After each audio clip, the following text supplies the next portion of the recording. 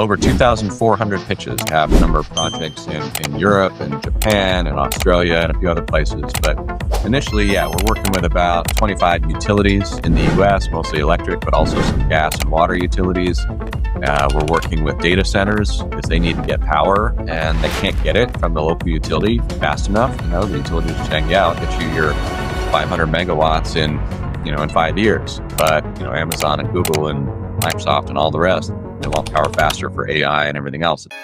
Hey everyone, welcome to Business Unchained, where entrepreneurs and business owners come together to power up on their journey to greatness. Bobby Masha is the founder and CEO of Greenridge Wealth Planning. All opinions expressed by Bobby and his guests are solely their own and do not reflect the opinion of Greenridge Wealth Planning. This podcast is for informational purposes only and should not be relied upon for any financial decisions. Clients of Greenridge Wealth Planning may maintain positions in any securities discussed in this podcast.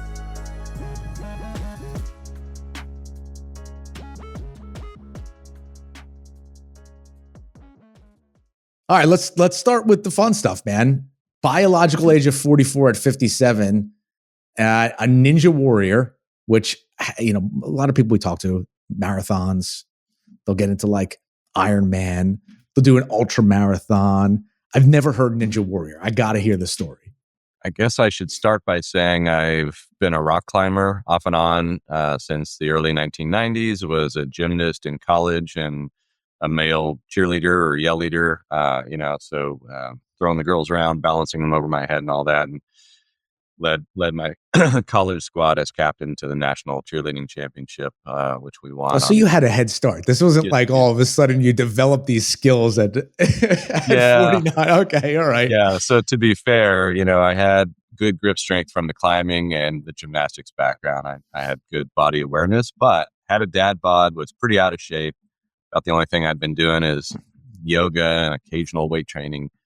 But my son was on a swim team, and after practice one day, I came to pick him up. He was watching American Ninja Warrior on the TV in the waiting room there, and I started watching it. I'd never seen it. We kind of got hooked and went back and watched a bunch of episodes and heard that one of the announcers, like, so-and-so was training at a ninja gym. I was like, that's a thing? So I looked it up, went to a local ninja gym, promptly hurt my shoulder and threw out my back, could hardly walk the next day. That's about right. So I just kept going back and just got better and better and better and put in the work. It was a time of my life when I had started developing the plasma technology, but there wasn't a whole lot to do. We're kind of waiting for the first patent to be, published before we got too much out there. And so I put the time in, and then eventually got invited 4 times to compete on the show. But also started competing in the leagues, which are way bigger than the show. There's, ninja leagues all around the world and hundreds of ninja gyms. Anyway, and got to where I was in probably the best shape of my life, even better than when I was an 2-time All-American in college as a male yell leader. Now, did you just do this based on your history of taking care of yourself, having, good genetics or good habits, or did you change the way you did things in life and get help from a dietitian, or like what was your program? Since 1991, I've been on a wellness journey. And the reason for that is my mother was diagnosed with a rare form of bone cancer, given 6 months to live. She refused chemo. She went to several clinics. They all gave her the same prognosis, but she found this amazing Japanese healer who changed her diet completely, got her on all organic, acupuncture, chiropractic. She would bury herself in the black sand on the big island of Hawaii to detox and things like. Anyway, she lived for 20 years. Oh wow! Had a pretty good life, except for the last couple of years. So that inspired me, to really focus on food is medicine, which is what Reiko Misutani had taught my mom. And so I had been taking care of myself from a food perspective. I had been doing chiropractic and yoga, but again, was out of shape. And then with Ninja, I realized, gosh, it's kind of like a HIIT workout. It's really intense for 10, 20, 30 seconds when you're on the obstacle. Then you have a break, breathe a little bit, then go to the next one. So it's this up and down, HIIT type of workout. And I started feeling great. And, after a few years of that, I was like, oh, you know what? I want to check my biological age because I follow Dr. David Sinclair and Huberman and a few others and learn about that. So a company called Elysium and Tally each offer swabs at home where you can, basically send it in and they'll look at your mitochondria and a variety of other things, telomeres, and determine your biological age, which in my case, I'm aging at a 0.8 to 0.85 rate relative to normal. I've heard about the China study. I've never really gotten through the book, and that's always been something that I wanted to get into because I believe that, you fuel your body with good stuff and, you should have that longevity. But if you're eating crap, you're basically poisoning yourself. And, I think I've come to a point in my life too, where it's, you start to reflect on all the hours that you throw into work and putting yourself last at the bottom of the list and taking care of everybody and everything else in front. And then all of a sudden you're like, wait, what? If I go, what's the point of all the work that I've been doing? The other thing that my mom taught me is fasting. She would go sometimes a whole week just having like a juice fast, or she would do different things. And so I, for most of my life, I didn't, do like aggressive fasting like that. Occasionally I would, like maybe once a year. But I started intermittent fasting. I've been doing that now for about 6 years. So my eating window is usually noon to 8. I don't eat anything other than between noon and 8. I don't really watch how much I eat. I do watch what I eat. Hardly ever eat bread, and I really limit dairy. So hardly ever eat bread or dairy. I don't drink. I've never smoked. It took a while to kind of adjust with my wife and my family, where I would basically never drink. It was a bit different. But now even my wife, when we go out, we have mocktails instead of cocktails. Track my sleep. My sleep's better when I don't have a glass of wine, all that kind of stuff. I can't seem to fully put the stop. I know that a lot of people are doing this, the hard 75, and they're trying to, they're trying to really cut everything out. For me, I just try moderation. I don't know if it's right. I don't know if it's wrong, but it's hard. It is socially. It's hard. Totally. So it seems like, this isn't something that you flip the switch on late in life. You've kind of been an athlete your entire life. And, what are some of the, I guess, lessons that you draw from, being able to dedicate yourself to something like the Ninja Warrior into things that you do within your companies and within business? I would say this has probably helped me more in the last 6-7 years than pretty much anything else. So when I first went to the Ninja Gym that time and got hurt, I was super nervous, right? And I started going back and got a coach. But it's like when I'm there at open gym, I didn't want to go get on an obstacle and then look like an idiot, fall and so overcoming that fear of falling and overcoming that fear of people, looking at me weird or whatever, I wanted to be good, but I wasn't yet. And so that kind of flexed that muscle a little bit. But then as I really started to get into it, I fell all the time.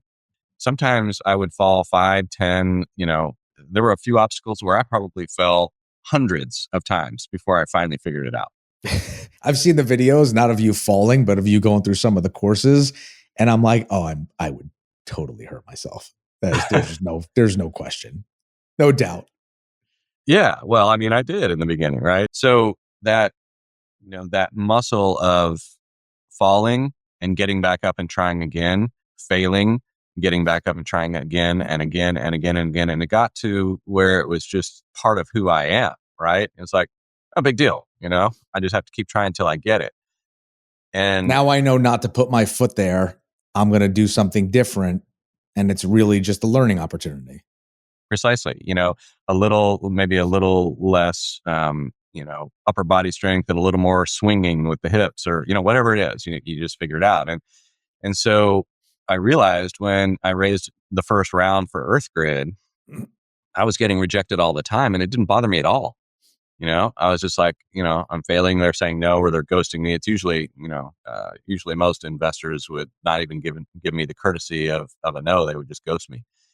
And I got to where that was no big deal because I knew if I kept going, I would get a yes. Figure it out. Right? Yeah. So what was the first company that you started with? What was, kind of bring me back, right? How old were you? What was the environment like? What kind of propelled you from what you were doing to going off and starting something on your own? My first job out of college was with AT&T, and I did pretty well there. I was in sales, and I was selling telecommunications equipment, hardware, and network services and things like that. And I made Achievers Club the first year, and then they rewarded me by shrinking my territory by a little bit. So it's like, thank you very much. Now you get to do the same thing with fewer potential customers. Do more with less. Yeah, exactly. And then it happened again, and they shrank it even more by half. And it pissed me off, frankly. So I quit and started my own telecommunications company in 1992. That was my first company, and AT&T was my first and basically my only job. And I'm unemployable now. I don't think I'm a very good employee.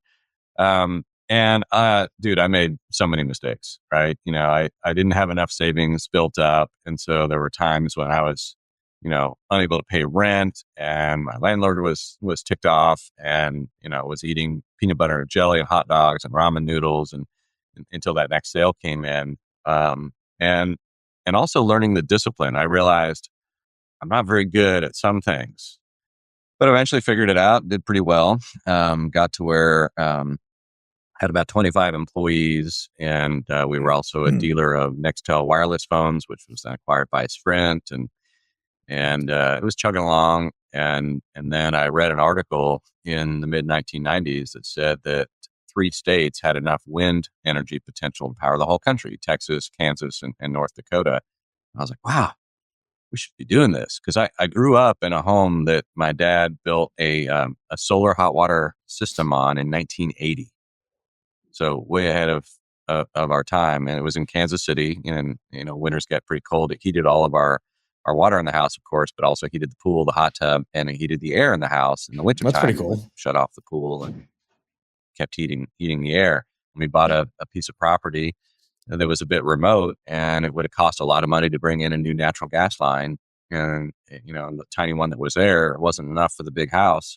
So he's like, he heard about this solar thing, and this dude from the area designed and built it, and it worked Time great. to problem solve. Yeah, I love it. Yeah. Anyway, but there were no jobs in solar when I got out of college. And there was one wind farm in Kansas when I read this article, and it was built by Florida Power & Light of all companies, in Kansas. And so I was like, I'm going to do this. So that was my second company, and that's the one that ultimately became a unicorn. It's now a $35 billion division of Enel Green Power. Oh, wow. So did you roll into that company, or what's your role with it now? Yeah, no, I sold most of my shares back in 2004 because I wanted to switch to solar. But under my watch, we had developed the largest wind farm in Kansas and a whole bunch of others around the region. And I hired people to replace myself as I shifted into a solar company, which I then built, and also it developed hundreds of solar farms across 22 states. But I had a pretty nice exit there with the wind company, and also designed a biodiesel plant that turned basically used cooking oil in Greece from restaurants and hotels and casinos, turned that into biodiesel, 10 million gallon per year. So designed and built that with my own hands during a time when I call it the solar coaster. The solar industry is volatile, and there was a downtime where the incentives were not really available. So did the biodiesel thing. Anyway. Now, is that how you did you get a lot of funding from grants, and were you incentivized via, different agency, funds, or was this, bootstrap and kind of figure it out, or what would that look like? No, it was really more bootstrap. So the solar and wind industry, unlike conventional energy has a permanent tax credit. So if you build a natural gas plant or a nuclear plant or a coal plant, there's a tax credit that you get. And so you can bring in an investor that essentially buys those tax credits. Tax right? credit. Yeah. And solar and wind have never had a permanent tax credit. It keeps expiring, and so to bring in, the lender and the tax equity investor, the economics look a lot better when you have that tax credit. And so solar and wind are at a disadvantage relative to other forms of energy when it expires. And then Congress would renew it. Sometimes a year or two later, they'd finally renew it. And sometimes it was retroactive, sometimes not. And anyway, so solar coaster, right? But in terms of actual cash subsidies, there was almost never any of that. There was never any of that at the federal level. Some states, like California, had a program for certain types of rooftop commercial solar projects that was an additional incentive, and we did take advantage of that. But that program only lasted a few years. So you went from telecom, AT&T, into your own telecom company, roll it into solar. Fast forward. Now you're EarthGrid, and essentially digging through dirt using plasma. And I'd love to know how the hell you moved into that direction. It seems like you try to find some problems to solve them throughout through each iteration of your business. Right. What was the driving force behind that thing? So the biggest impediment to the growth of new energy, solar and wind, but also, anything, gas or whatever. I mean, there's no new coal plants getting built. In fact, coal plants get shut down every year. It's been devastating for the coal industry, how fast it's shrinking every year, despite some people being supportive of coal. It just can't compete. But the biggest impediment to the growth of putting a new power plant in is lack of transmission line capacity. So I felt that pain for decades developing wind and solar projects, where the project, we'd work on it for 2-3 years. And then finally the studies would come back from the grid operator and they'd say, sorry, there's no capacity. No capacity. Yeah. Yeah. Right. And I'll ask a quick trivia question. Outside the energy industry, nobody really knows this, but how long do you think, if you had to guess, how long do you think it would take to develop and permit and build a new overhead transmission line in the United States? Depends on what municipality. Anywhere from 10 years. No, I have no idea. You're on the right track. Yeah, the average is 10 to 15 years. Oh, wow. I thought I was being facetious by saying a really long time, but that's the real number? It's the real number. Is average is 10 to 15 years, and over 90% of the projects never make it. They get killed along the way. And the reason is because of NIMBYs and bananas. NIMBYs you've probably heard of, not my backyard. Bananas build absolutely nothing anywhere near anyone. Mm-hmm. People I love that. That was stopping solar and wind projects for me. You'd spend $500,000 developing a project, and all of a sudden you have to put it on the back shelf and wait for somebody to develop a transmission line, and you're going to wait a long, long, long time. Anyway, so having that pain, and even projects that moved forward, we often would have to downsize them by 20% all the way up to 75%. And so specifically, there was a project at solar farm in California. We had to reduce the size by 75% because there wasn't enough capacity. So, we have this contract to sell all this power for 20 years to the utility, but have to shrink it down by 3/4. That must be a really frustrating process. I mean, how did you weather through the ups and downs of that? Yeah, it's a numbers game. You try to spend as little as possible on advancing projects until, you don't spend money on permitting until the grid studies, until the grid studies come back. And it's a numbers game. You have, 100 projects and, maybe only 20 of them are actually going to go forward. But when that one specific project was downsized by 3/4, we had a happy hour in downtown San Francisco and drowning our tears over beers. That's back when I was still drinking more regularly. But anyway, one of my solar engineers was bragging to his girlfriend about how when he was a Navy SEAL, his SEAL team used to go underwater and cut through the side of enemy ships with a plasma cutting torch to take over the ship. He's like, yeah, that thing, take your arm off, 20,000 degrees. Pop up that night in the middle of the night. And I was like, 20,000 degrees. Can I go through rock? Because there's been so many of the projects I've developed where had we been able to go under the river or under the creek or under the railroad tracks affordably, we could have gotten to a stronger substation or a stronger circuit on the grid. But the cost has always been just so crazy high. It kills the economics of most of those underground projects, particularly when you have to go deep enough and it's hard rock. Dirt that's not really an issue. But through rock, it's very expensive. So Navy SEAL style, you took the plasma, yeah, and went to work. I did. I was like, I couldn't stop thinking about it, and I eventually, I stayed up all night researching, but for months, eventually hired an engineering firm to do a feasibility study for me that specializes in plasma, and they came up with a study in 2016, said, yes, it'll work. 2, no one is doing this, although Los Alamos National Labs experimented with this in the 1970s, and then a new administration came in, the program was shut down. 3, they said you can bore at speeds of up to 1 kilometer per day, which is crazy fast, like 100 times faster than most rock drilling and boring.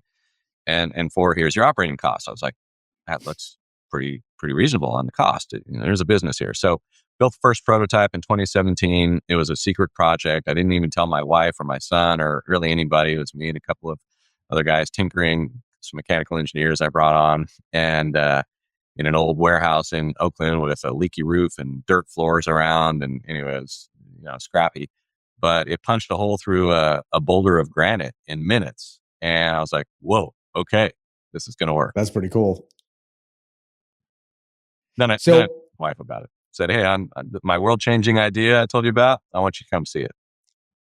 So what is that? I mean, now you have the ability to, I guess, lease the underground rights and be able to kind of go through, and it's minimal. It sounds like minimal disruption, right? Faster time to completion. You kind of get through the tougher stone a little bit faster. Is that kind of the deal? Yeah, that's right. We basically create lightning in a tube, and then we pass air at faster than the speed of sound through that tube at sonic speeds, and it creates plasma of up to 27,000 degrees Celsius. And it turns the rock very quickly into sand and gravel. If there's any soil, it just vaporizes it. If there's any sand, it just melts it and creates a nice glassy lining. And we extract all the bits of rock and sand with an off-the-shelf mining vacuum, line the tunnel with concrete shotcrete, and off we go. So it's faster and cheaper than anything else, doesn't use chemicals. And our inputs are air, which is free, and electricity from the grid, which is getting cheaper and cheaper thanks to the low cost of solar and wind, which have no fuel cost. Right. And you'll be replenishing that anyway with the solar farms. Exactly. So that's, win-win. Exactly. Now, so are you right now, is that a domestic project? Are you all kind of US? Have you gone international with it? What is, what does the landscape look like for you right now? Yeah, it's mostly US, although we signed an MOU with the government of Iceland. And in fact, I'm going there in a few weeks, and we're going to be finalizing some of the first projects there. It's a volcanic country with a lot of basalt, which is one of the hardest rocks on the planet. And we have a number of projects in Europe and Japan and Australia and a few other places. But initially, we're working with about 25 utilities in the US, mostly electric, but also some gas and water utilities. We're working with data centers because they need to get power and they can't get it from the local utility fast enough. The utilities are saying, I'll get you your 500 megawatts in 5 years. But, Amazon and Google and Microsoft and all the rest, they want power faster for AI and everything else at the data center. So those are the use cases. And then we also signed a huge joint venture with a sovereign wealth fund out of Kuwait, an oil country with the second largest oil field in the world, longtime U.S. ally, but they have formed a joint venture with us that's huge to develop and fund a bunch of projects in the U.S. How did you learn how to do all this shit? I mean, I hear wake up in the middle of the night, light bulb moment.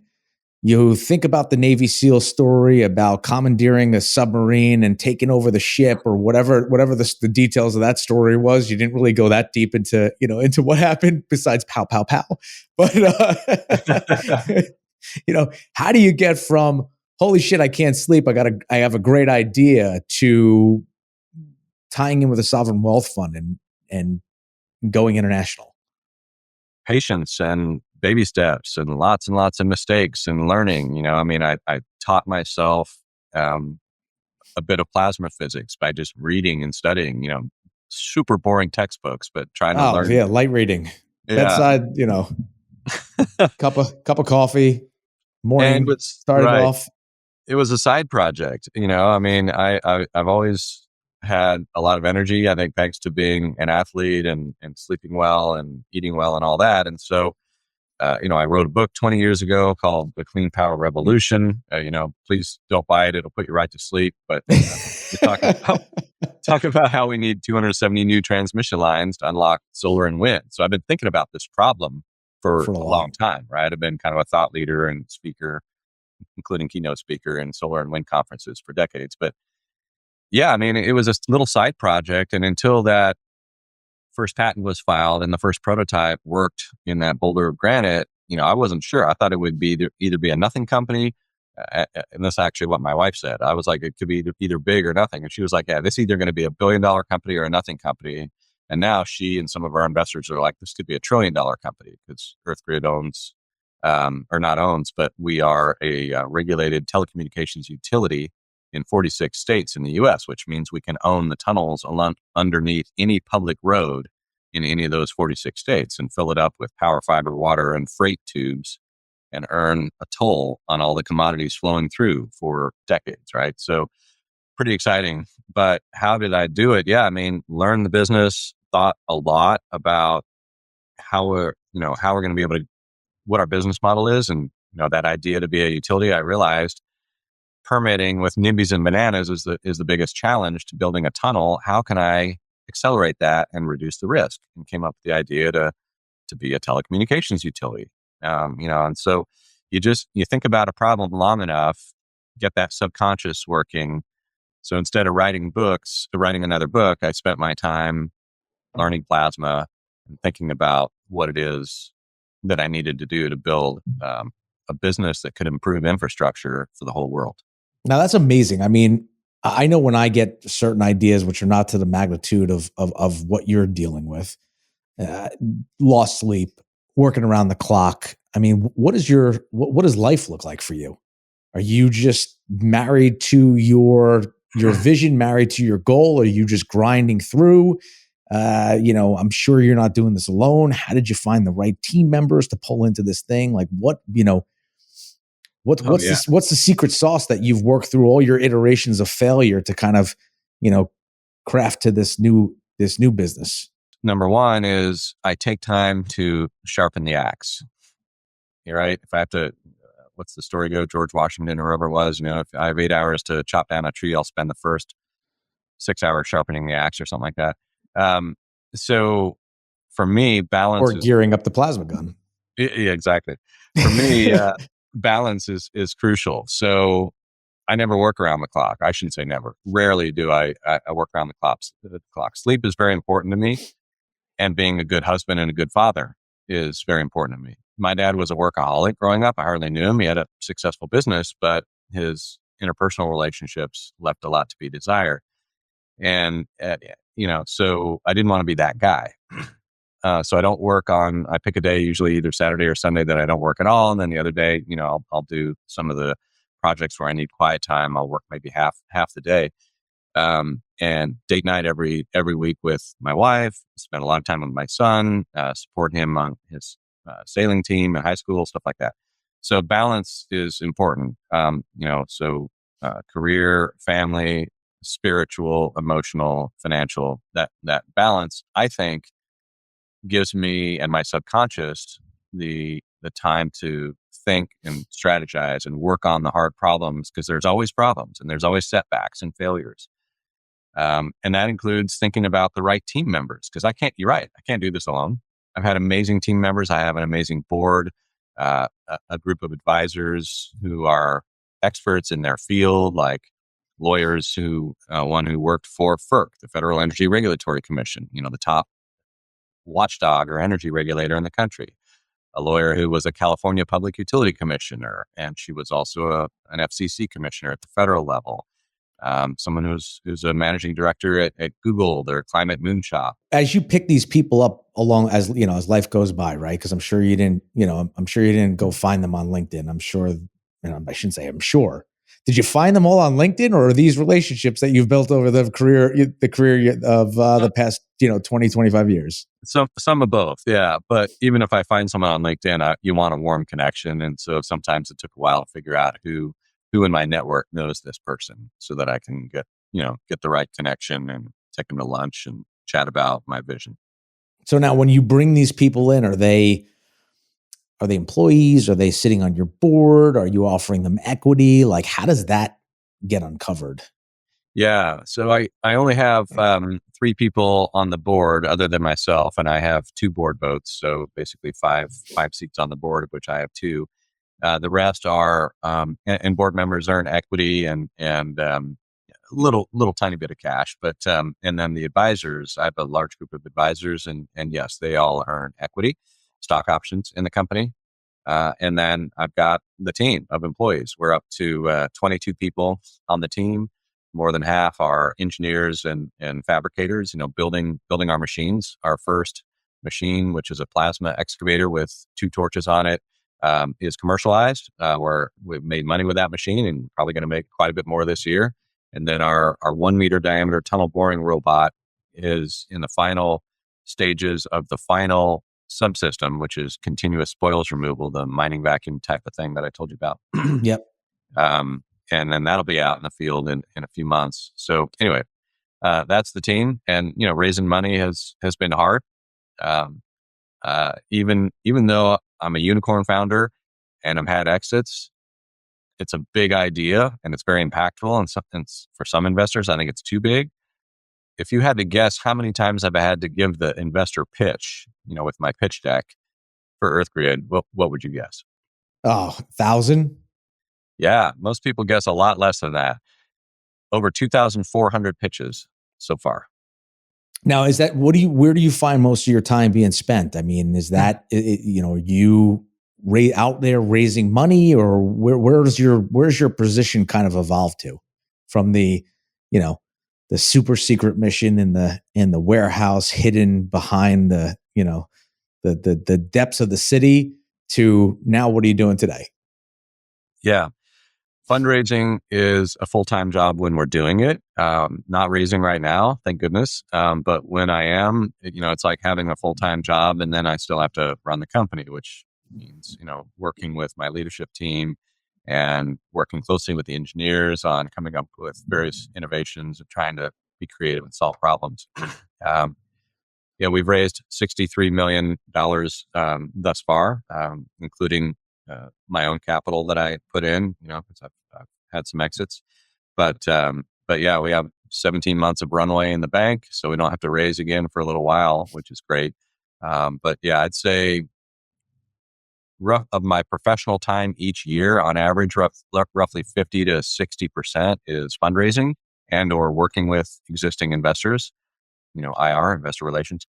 And the other portion of the time is what I described, working with the management team and being creative and being strategic about putting our 1 year and 5 year and 20 year plans together. How much are you able to outsource? I'm sure most people who are investing, they want to hear from the founder. They want to hear directly from the person that has all of the big ideas, the motivation. Do you find yourself doing it all? Or is it, can you outsource any of that? A bit. Yeah, a bit. There's 3 or 4 people on the team that are good in front of customers and investors, understand the business, and they're eloquent enough that I feel comfortable. So yeah, a lot of times we'll divide and conquer, so some of those folks will go to this conference over here or that one over there, or do an initial, Zoom call or something with an angel investment group that wants to explore investing in EarthGrid. And then I come in either on the second or the third call. All right. So you're the closer. You're the guy with the smile and the and the pen. Sign here. Okay. Press hard. I want to take a step back on something that you had mentioned, which is, you try to do a lot of work-life balance. And you mentioned your personal activities, date night with your wife, your son who's in high school, spending some time and quality time. I know that every year you like to go to Jackson Hole over the Christmas. That's a non-negotiable. I too came from a workaholic father. And I didn't have anyone in my life that really gave me the opportunity to understand what work-life balance looked like or felt like. Did you get that from your mom, or was there when was the moment that you Was there, or was there a moment where you're like, you know what, I'm a workaholic and I need to dial it back? Like what what was that like for you? What was your experience there?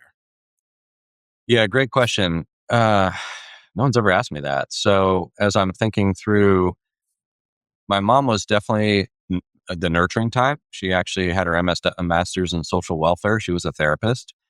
And so she was very nurturing, and couldn't be more different than my father, which is why their marriage didn't last. So, so I think I learned the importance of that, um, that nurturing and emotional side. Well, I definitely learned it from her, but also from some of the others in around me. Like most of my aunts and uncles are also entrepreneurs, and I saw some of them had a better work-life balance than others. But mainly for me, it was in junior high and high school that I realized, yeah, my dad is successful. We have this, gorgeous dream house and, huge parties at our house and stuff like that, which is cool. But it dawned on me, that, he's out of whack, and he doesn't really know how to communicate with me or my little sister. And my mom left him, and, that probably was the thing that really triggered it for me. It's like when my mom left him, we had family counseling because she insisted on it. Thank you, Mom, for doing that. But, it became very, very clear to me that he just wasn't present. Yeah. Yeah. And I just didn't want to be. So I promised myself at that early age, I didn't want to be like that. Yeah. For me, it wasn't until after I had kids. I mean, I worked around the clock 24/7 over, 15 years. And it was a rinse and repeat of a ton of energy and work till you burn out. And then it was a fight through burnout. And then it was the next peak was a little lower. The peak after that was a little lower. And I just found myself, I'm going, what the hell am I doing? What am I doing here? There's got to be a better way. And then, similar to what you had mentioned of, your quest for better health, for spirituality, I started to go down that route, and I had to relearn or learn in the first place. I don't know, create new habits. And it was tough, man. That was really hard because that was almost not only embedded in me as a kid, but then I almost became the same problem that I that I had when I looked at my dad. I was always like, he's a workaholic, never spends any time with us. He's not engaged. He doesn't really know who we are. And then all of a sudden I'm a workaholic. I'm not engaged. Yeah. So it was a big pattern disrupt that I had to figure out. Good for you for, saying to yourself, hey, it stops here with me. Well, I'm giving myself credit when the reality of it is it's my wife. My wife is the one who was pulled the veil off of my eyes and said, hey, look, there's a whole world out here that wants your attention. That isn't work. But you listened. And so good on you for listening and being able to see yourself, to know yourself. Yeah, it's not easy, right? No, it's not. So fighting through, I guess, all of the, getting this thing started, fundraising now with these lead times and finding ways around that by becoming a telecom company. We talked a little bit about tripping, falling, learning, whether it's on the Ninja Warrior course or it's in life. I'd have to assume that over 8 different businesses, 6 of which you exited, there have been some core principles or some non-negotiables or some group of methods or like I said, core principles that you must have created through that process. What does that look like? Number one is the power of purpose. I realize that whatever it is I'm doing, if I'm not passionate about it, if it's not giving me the sense of purpose, it's not going to be enough to keep that motivation going through the hard times, right? If it's just a way to make some money, you're probably not going to succeed wildly. Maybe you will. But in my experience, that wasn't the case. I had one company that was a failure. and 6 exits, and I'm on company number 8. 4 of the exits were meaningful, and both the failure and the telecommunications company, the exits weren't, well, there was no exit on the failure, obviously, and those were companies that I just wasn't as passionate about. I didn't get up every morning excited about the vision or the mission, what the company was doing. And so that for me is number one. That's super important. Life's too short, right? Spend time doing something that you love. And how many people grind their days away hoping for that pot of gold at the end of the rainbow, and they're just missing the entire journey. They're too focused on that destination, and they're not getting everything out of it. Yeah, and it's not getting everything out of them either. Totally. Exactly. Yeah. Enjoy the journey, not the destination. Yeah, exactly. That was both of our dads, right?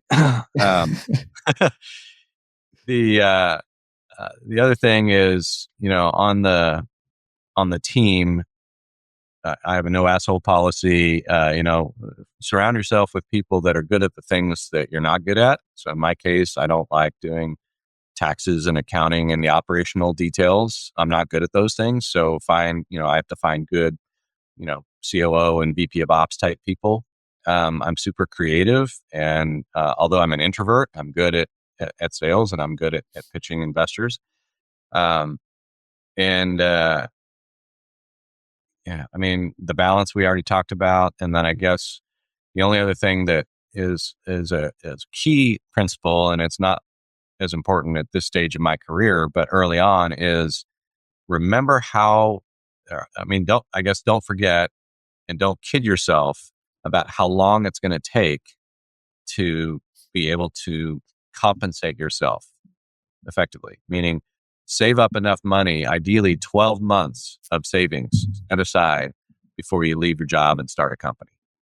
And know that it's always going to take longer and cost more than you think to get to revenue with a new company. You know what I love about those is that it's not, a lot of people give advice, and it's great to give advice in the current situation you're in, but you can't give advice to forget all the hell that you went through when you first started the company. And the luxury that you have to give, to have hindsight be 2020, sometimes gets lost in the messaging, right? I mean, it's you can't do or be in all the places that you are in now when you were first starting the business. Like it's just never the case. Like you're trying to figure things out. One of the things that I love that you had said to us, and I'm going to bring it up, is a wolf that chases 2 rabbits goes hungry. I thought that was great. Thank you. Yeah, that one is so ingrained in me that I forgot to even say it because it's second nature. But yeah, every new company has opportunity creep, where a customer or an investor says, well, why don't you, tweak your product or tweak your company to do this or do that or do the other thing? And eventually you're trying to chase 3 or 4 different business lines or opportunities. And as a startup, you just don't have the resources or the bandwidth. So you'll either fail at all of them or do okay at a couple of them, but you won't really excel at any one thing. So yeah. It's very difficult to split your attention. You can't do it when you're startup. You can't do it when you're trying to get the wheels rolling. But to your point, you build the team around you. And then if you have other passions, you can start to look toward those other passions and say, okay, what kind of energy, what's my bandwidth to do this? Because the other thing is humming along and doesn't need quite 100% my focus. And I think people try to jumpstart that a little too early. And I'll give you an actual example with EarthGrid, countless examples, but we're focused on tunneling, right? Horizontal. We have had so many companies come to us and say, hey, can you go vertical for geothermal or for, water, oil, gas, whatever? And I know we could, the tech destroys rock easily. It would take, some time and effort to engineer and tweak the design. And we have just refused to do that, right? We're like, nope, as much as, we're like being offered potentially contracts, and we're saying it's very hard to resist that temptation, but we're saying, no, we're going to focus on what we're doing now, perfect that. And then maybe in 3 or 4 years, we'll start looking at, a vertical application. So that's interesting to me, because I think about it and I go, well, how much different is it to build a whole, or not build, but dig a hole down as it is to dig a hole. I would think digging a hole horizontally was more difficult than down. I guess it's a whole different setup, or what's yeah, it is. I mean, they both have challenges. This coming from the finance guy, not the physics guy. So Yeah, sure. Yeah, horizontally, you have to ground support. Lining the tunnel is more important. You have to make sure that it doesn't. I mean, if it's hard rock like granite or something, you don't have to line it. There's thousands of tunnels around the world that have no concrete in them at all because they're in hard rock and caves that have obviously no concrete reinforcement in a cave. Vertically extracting the spoils, fighting gravity is harder, and dealing with water seeping into the tunnel. So dewatering the tunnel is, there's known methods to do that, but like I said, we know we can do it. It's just a different set of engineering challenges that we would have to solve, and we just don't want to distract our engineering team to work on that until we really have the first products defined and the market. Yeah, that makes sense. Yeah, the marketplace for tunnels is enormous. So silo, you've seen it, right? Are we going to have to be, figuring out that downward plasma drilling or? Yeah, that's funny. We've been approached by a handful of high net worth and ultra high net worth people that want us to carve bunkers for them in, wherever, various places around the world. And yeah, if it's a silo kind of thing, we can actually just kind of drive our tractor destroying rock in a circle, and eventually get down to the depth that they want it to. We're also bidding on some wine caves where we have wineries here near us in Napa and Sonoma County, and they have mountains next to their, and hills and so forth. And they're like, yeah, we want, tasting rooms that can fit 200 people. Can you use your tech to carve out a cave, stuff like that. Yeah, I don't know. I mean, for EarthGrid, it doesn't matter who's in the White House. It won't affect our business model. Everyone can agree that we need to improve our infrastructure. I mean, overhead power lines go out every time there's a hurricane, a tornado, an ice storm. They're causing fires in Texas, Canada, California, Hawaii, all over. So improving infrastructure in all the forms that takes, better fiber connection for people, all these different things. We can all agree on that. Having said that, however, I'm a bit of a survivalist. I do worry about either a massive solar storm wiping out our grid or a hot air balloon with a nuclear device from North Korea or someplace floating over, the central part of the U.S.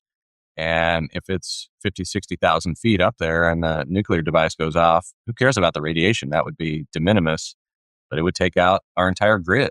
And the electric grid would be down for up to 5 years. That's crazy. 5 years with no electricity. I mean, what would that do to us?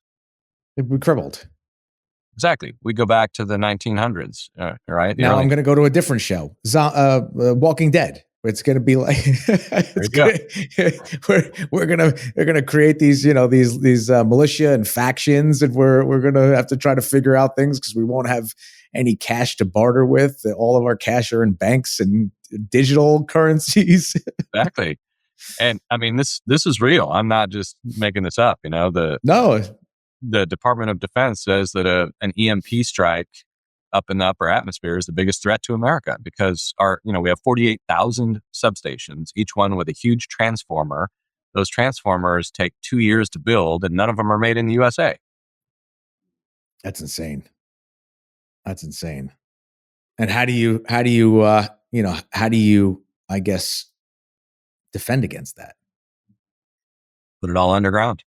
There we go. That was the answer I was looking for. I got one last question for you because I really appreciate your time. What if you were to go back to that kid that was leaving AT&T, pissed off, ready to take on the world? Is there one piece of advice that you would give him? Oh, there's a lot. I already talked about, save more money before you start, but don't be so arrogant or cocky, right? Have some humility.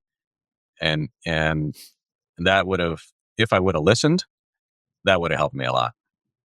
I probably wouldn't have listened. But was that also something that you had to go through in order to get to where you are? And that becomes that conundrum of, if I did go back in time and change things, how would it really change?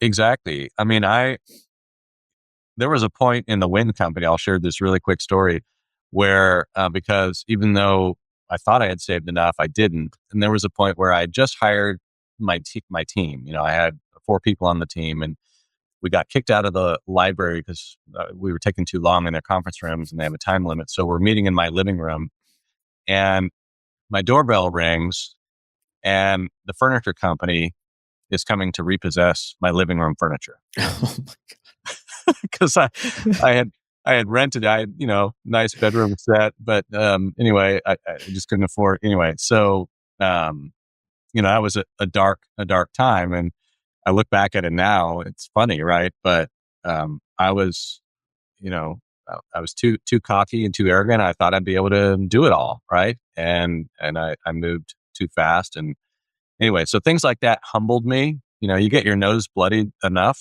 that Yeah. you learn some humility and sometimes you got to get punched in the nose a few times. right? Yeah. It's just life. It's life. And So you have one son. Some people look at their business and they go, I've got my kids and I see a legacy of sorts. I know you've exited a bunch of businesses, so it doesn't seem like you get too emotionally attached to hold on to them forever. But, where do you see your son gravitating toward, being in high school now? Is he curious in what you do? Is he focused on some of the characteristic traits or some of the school studies that would require of the business that you're in now? Or does he have his own path and he's just thinking about his next? he has, he's a deep thinker, and he has observed the ups and downs of my last 2 companies. I mean, he's been alive for 3 of them, but really didn't, I was too young in the first one. Anyway, so he's seen some stuff, like there was a company that was tried to steal my tech. And the first time in my life I had to sue somebody, and ended up, settling, and now that company's out of business. But that was a dark time. So he's been watching, and my dad pushed me to follow in his footsteps and take over the family agribusiness consulting practice. And he pushed me, and I kind of rebelled and went the opposite direction. I didn't want to. And so I've been careful to not try to influence him at all. Which ironically is what kind of influenced a lot of where you went with some of these businesses. Good point, for sure. But my son came to me a few months ago and said he's a junior in high school, and so he's thinking about colleges now and doing tours. But so he knew he had to kind of figure out what he wanted to do in terms of what he wanted to study. He wants to do astrophysics, and he wants to use my plasma tunneling technology for space mining, asteroid mining, and tunnels on the moon and Mars and stuff like that. And I'm like, dude, seriously? Awesome. I love it. Yeah. Obviously, couldn't be more proud, but, and he has stuck with that. He's been on this kind of path for almost a year, and he asked me to form a little company. So I formed a company for him, and he's come up with a business plan and some pretty cool stuff that he and I are working on. He goes rock climbing with me. I've been climbing, as I said earlier, and he and I climbed the Grand Teton in Wyoming near Jackson Hole. Very cool. Yeah. And, so the 20 or so hours that it took us to do that, a lot of chatting when we're not out of breath, a lot of chatting about some of the ideas, what he wants to do. Listen, I mean, just the fact that he's thinking big, right? Who knows what comes of it? But when you think big things tend to happen. When you think small things tend to happen. So, Totally. Just the fact that he's taken a little bit of a chip off the old block with his old man, and he's thinking big is that's you got to be proud for that. So proud. Very cool. You've done such wonderful things, and your technology is revolutionary. What do you see, or what would you like your legacy to be? Yeah, great question.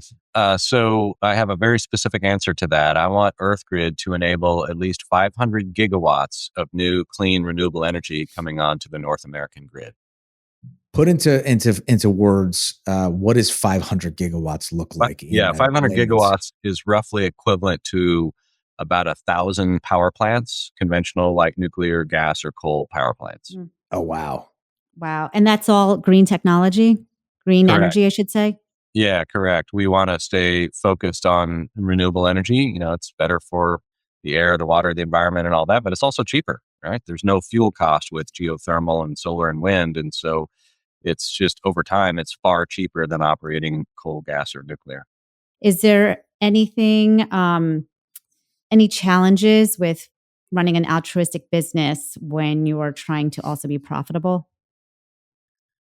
Yeah, sure can be, but I believe in a double bottom line. And that's kind of a movement out there in terms of like climate and impact investing. You can have both, right? You can make money doing good for the planet. That's a thing, and so I learned that in my second company with the wind company, that it's important to make a profit even though you're doing good, and so you don't want to lose sight of that, because without a commercial capitalistic application, at least for a company, you're not going to make it. Yeah, there's zero ability to sustain if you're burning out more cash and, just to do the right thing, unless you Yeah, have some subsidy of funding that's based on you doing just continuing your operations, but seldom do you have that, right? yeah, exactly. No, I've never been in that position. Well, Troy, this has been awesome, dude. If people are looking for you, we're going to put the things that are linking directly back to you in the link below. But maybe just share a couple of the spots where you would direct people if they were, if they wanted to follow more or get in touch Yeah, sure. My social media handle is Solar Ninja Troy on various social media. Solar Ninja. I love that. I love the sweatshirts. We're gonna have to get a sweatshirt. Okay, guys. If you're looking for a cool sweatshirt, he's got them on sale on his site. That's right. Yeah, and you can find me on LinkedIn, and you can go to EarthGrid if you want to reach out that way. info@earthgrid.io for input output. So those are the best ways to reach me. And we just follow you and just keep, I'd love to, I'm going to be keeping track of your story. I'm sure other people who are interested in this, this whole movement that you have going will be interested in keeping up to speed. So make sure you throw some good social media up there. I want to see more of those ninja, what do you call them? Competitions or training or video. Yeah. Obstacles. The obstacle courses that you go through. I want to see more of those. I want to see where you fall though. Like you gotta give us some blooper reels. Yeah. I used to do that more often. Do my blooper reels because they are kind of fun. That's a good point. I should. I haven't been as active on social media lately, but you're right. I should do more of that. You get out to the East Coast at all? Yeah, regularly. New York and DC area in particular, working with a number of the East Coast utilities right now. They want us to do some pilot projects, so I'll be probably spending quite a bit more time on the East Coast. Well, we'll have to swap numbers and maybe meet for dinner and a couple of mocktails while you're when you're in the city or over in our neck of the woods. I'd love to meet you face to face. Perfect. Look forward to it, Bobby. All right, handsome. Appreciate you.